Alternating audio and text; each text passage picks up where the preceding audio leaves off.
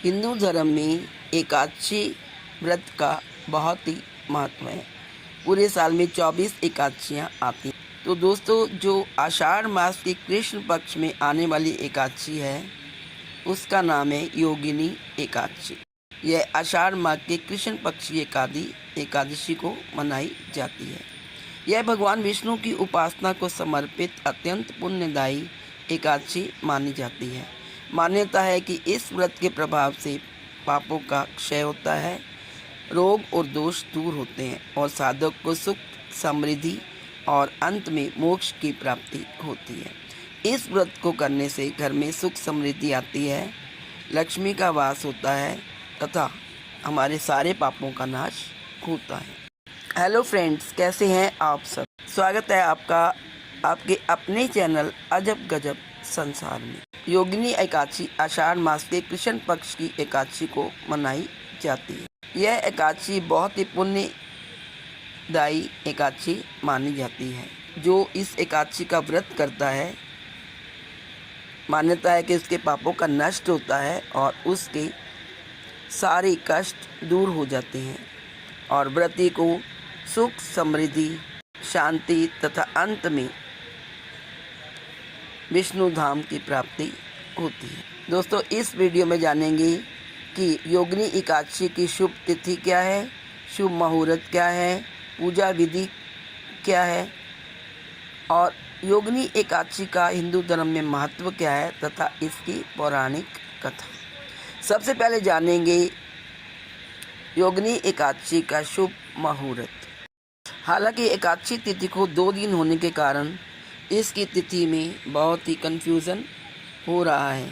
आइए जानते हैं जुलाई में योगिनी एकादशी का व्रत कब मान्य होगा। आइए अब जानते हैं योगिनी एकादशी का शुभ मुहूर्त। साल 2026 में योगिनी एकादशी का व्रत 10 जुलाई को रखा जाएगा।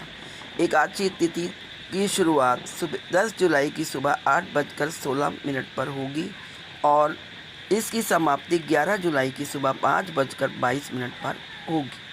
मान्यता है कि इस व्रत के प्रभाव से समस्त पाप नष्ट होते हैं और मोक्ष की प्राप्ति होती है। आइए जानते हैं इसका शुभ मुहूर्त। ब्रह्म मुहूर्त है सुबह 4:54 से लेकर 5:26 तक। अभिजीत मुहूर्त होगा दोपहर 1:24 से 2:28 तक और विजय मुहूर्त होगा 4:35 से 5:39 तक। आइए जानते हैं व्रत पारण का समय। 11 जुलाई को दोपहर 1:50 से लेकर शाम 4:37 के बीच व्रत का पारण किया जा सकता है। आइए जानते हैं अब योगिनी व्रत की पूजा विधि। प्रातः स्नान करके स्वच्छ व पीले वस्त्र धारण करें। पूजा स्थान को गंगा जल से शुद्ध करें। भगवान विष्णु और माता लक्ष्मी प्रतिमा या चित्र स्थापित करें। दीपक जलाकर धूप, पुष्प, तुलसी दल, पीले फल और नैवेद्य अर्पित करें। ओम नमो भगवते वासुदेवाय मंत्र का 108 बार जप करें।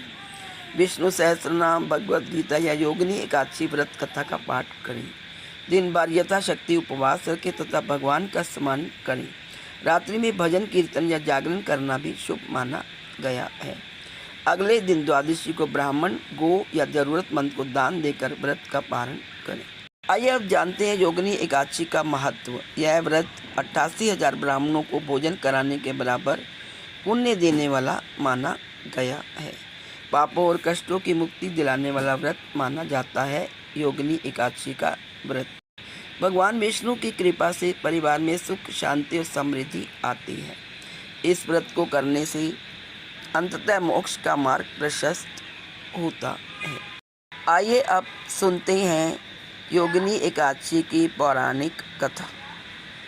यह कथा ब्रह्म वैवर्त पुराण में वर्णित है। एक समय कुबेर भगवान शिव के परम भक्त थे। उनके यहाँ हेममाली नामक एक यक्ष पुष्प लाने का कार्य करता था। उसकी पत्नी का नाम विशालाक्षी था। एक दिन हेमामाली अपनी पत्नी के प्रेम में इतना मग्न हो गया कि समय पर भगवान शिव की पूजा के लिए फूल नहीं ला सका। पूजा में विलंब होने पर कुबेर क्रोधित हो गए। उन्होंने हेममाली को बुलाकर कारण पूछा। सत्य जानने पर उन्होंने उसे शाप दिया कि वह कुष्ठ रोग से पीड़ित होकर स्वर्ग से पृथ्वी पर गिर जाए। शाप के कारण हेममाली भयंकर रोग से पीड़ित होकर जंगलों में भटकने लगा। एक दिन उसकी भेंट महान ऋषि मार्कंडे से हुई। हेममाली ने अपनी पूरी व्यथा सुनाई और मुक्ति का उपाय पूछा। ऋषि मार्कंडे ने कहा, यदि तुम श्रद्धापूर्वक आषाढ़ कृष्ण पक्ष की योगिनी एकादशी का व्रत करोगे तो तुम्हारे सभी पाप नष्ट हो जाएंगी।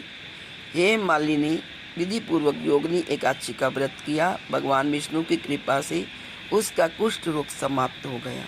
वह पुनः सुंदर और तेजस्वी हो गया तथा उसे अपना दिव्य स्वरूप और स्थान वापस प्राप्त हुआ।